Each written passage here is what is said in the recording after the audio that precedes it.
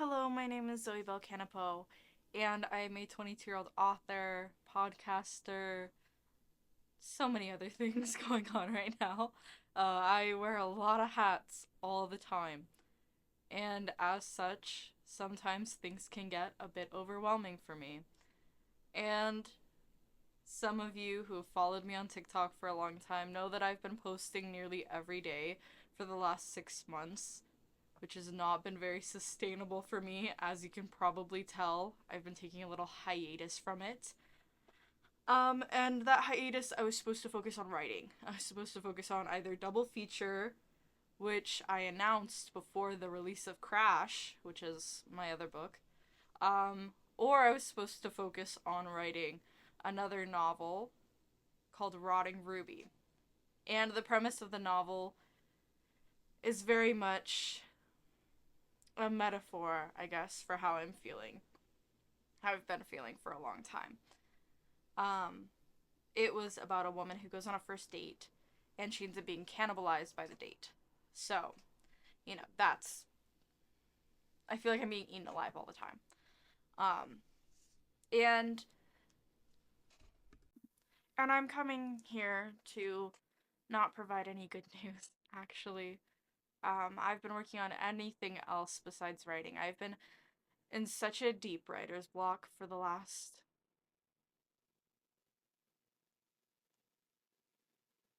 8 months. 8 months. And I have scrapped so many projects that I've been halfway done or all the way finished. I've written double feature twice now. I've written Rotting Ruby twice. um, and I'm just not in a headspace where it's good enough work for me right now. It just doesn't seem like I'm doing very good, so I'm not gonna put out something with my name attached that I'm not fond of, that I don't love very dearly. Um, Rotting Review was supposed to come out on August 30th. I wanted to reclaim that day. It's always been a bad day for me. It was my mother's birthday, and it was never a good day growing up. So I wanted to reclaim the day. I wanted to have something good associated with the day. And I just won't have that, and that's okay. Because I can't put this out. I just can't, not right now. And I've been lying to people, pretending like it's still gonna come out on the day. Because I really haven't said anything, so I guess it's lying by omission, but I don't care about the semantics right now. So I felt really bad about it, and I've been beating myself up a lot because I don't know, like I've set myself up to have two books come out a year because The Extricates of the True Members, which was my first book, came out on September 14th. It was supposed to come out on September 5th, but I pushed it back a little bit until I felt a little more comfortable and ready to become a published author. It was so scary for me. I was not ready. And honestly, on the 14th of September 2022, I still wasn't ready to be Zoe Bell-Kanapaux, published author. You know what I mean? And so, even though I pushed it back, I still felt really bad. And I canceled my book release party. I canceled everything. And I felt bad about that still. It didn't feel like a good move to do that. And I still, like, to this day wish that I had. Um, but then a few months later, I released the second edition of the book, which is it's a complete stark difference from the first edition of the book. And really, it just has the same characters, and the story is completely different. Um, and I did that. And then, oh, hi, Lydia. It's my cat, little Lydia. She knows I don't feel very awesome right now. So she's gonna wag her little tail. She's gonna try to make me feel better. So it was really just the same characters, different motives. I guess they were just named the same. And I released that in October, sometime in October of that year. And then shortly after that, I began writing Crash, and I released Crash, supposed to be released on June 30th, 2023. Amazon decided to release it on June 5th, 2023. So it came out quite early.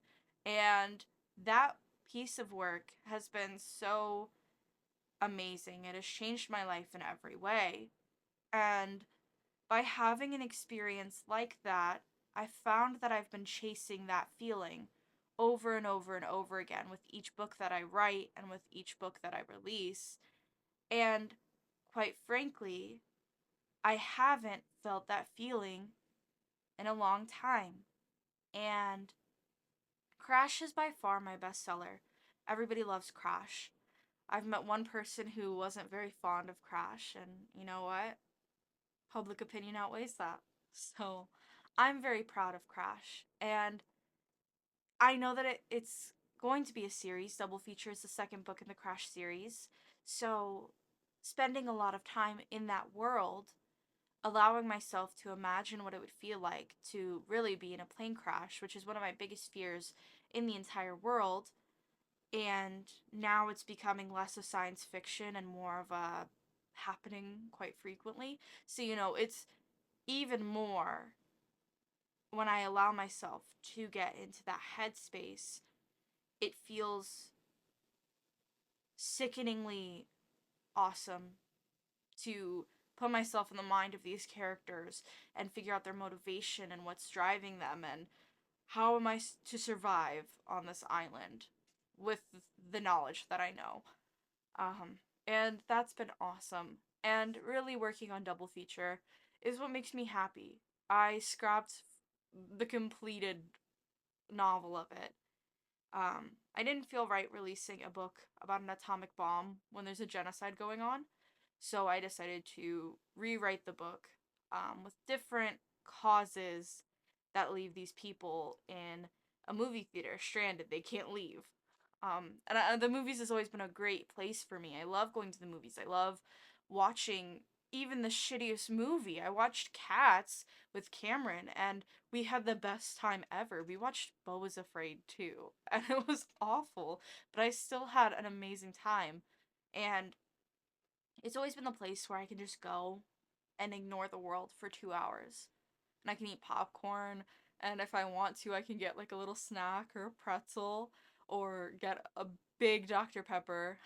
And I wanted to spend more time in that world. And so I've been tweaking and making the smallest little changes before I send it off to my editor. And that's another thing. I had a falling out with an editor. And that's so difficult because the editor that I had for Crash is amazing. She just doesn't have any spots right now. So I can't work with her. And my other editor, my secondary editor, we had a falling out because I only wanted to produce things that were amazing, and I felt like the edits that I was being given were not perfect for that. I felt like we didn't see eye to eye on anything. And when you work with someone that closely, having a relationship that's not great, where I felt like I couldn't be honest about the edits that I was getting, I felt like, excuse me, I felt like I couldn't be honest about the edits I was getting, and I felt like I couldn't see eye to eye with this person, and I felt like they didn't see my vision. And despite the fact that they are so kind, and I hope that they find projects that are just perfect for them, it's very difficult to try to find, someone that can replicate what a great editor writer relationship feels like. Um, And if I could work with my editor from Crash again, I would. But they're very busy. They're an amazing editor. Of course, they have a year of a wait list. And I'm very happy for them for that. But that's also something that's kind of pushing these projects back. Rotting Ruby. Let me just speak about that for a moment. Rotting Ruby has been something I started writing it in January of this year, right after I wrote Behind Open Eyes, which was my third book to ever be released. Um, and Behind Open Eyes is something that's very magical for me. I love this book. I loved writing this book. Um, and it's written in a way that is unlike any of my other books. For instance, here you can see the San Antonio Seed, which is a fake news source that I wrote. Also, it has emails, it has so many different things that I see, like an email right here. And it's gross, because it's about a teacher that's grooming a child. But I spent so much time working on this book, and I really felt like I was in love with the protagonists and that I understood what their entire, like, this is the New Braunfels tribute, and this is about, like, the marriage page. When you go to a newspaper, there's usually, like, a marriage page. I spent so much time working on this, and I felt so in love with it. So, to try to, these are letters with, like, handwriting font. So to try to go from this project that has been so near and dear to my heart to another project where I don't know these characters. And sure, I write it. I could learn the characters. I don't know them. I don't know their whole life story. I don't know why they chose a quilt instead of a comforter. And that's something so dumb. I know. I know that it sounds stupid. But at the end of the day, to me, it's important. And I've always understood when there's a meme going around for a long time, and it's like English teachers asking their students, well, what's the significance of the curtains being blue? There's always a significance for me. It's something that seems so small and seems so inconsequential, but it's important to me. And it's something that's incredibly important to me, and I just don't have that yet. I have the story, I have everything, and I don't like to write characters that are just bad. I love a morally gray character, and right now the character of Dennis is just bad. He's not morally gray, he doesn't have any substance, and that's what I desperately need out of a character is to have some sort of substance, and for whatever reason, it's not coming out. It's not. My fingers aren't doing what they're supposed to do. So, it's not coming out. Rotting Ruby is not coming out. And I may have mentioned earlier that I feel like I've been lying by omission because I haven't told anybody that I can't put it out next month. Really, I haven't even told Cameron. It's 7:14. He doesn't wake up until 7:30 in the morning. So, I have been deliberating on this decision. I've been deliberating about this decision for a long time, probably a few weeks. And for me, in writing world, that's a long time. Little girl, stop it. So, I've been just trying to figure out what's going on, how I can make things better and feel right. And that's going to take some time. And I don't know what the answer is. I don't know what's going to make this project feel right. And maybe I'll scrap it. Maybe it's just never going to see the light of day. And maybe I go back to the Behind Open Eyes universe, or I go back to the Crash universe and I finish double feature and I finally let it see the light of day and I finally let these characters who mean so much to me, I have to let them go. I have to let them out into the world, and I have to let them mean something to other people too. So, it's just a lot of decisions that I have to make. And because I've been working on so many projects, I've spread myself really thin. This is my own fault. Lydia, it's gonna take me some time to come out with a new book.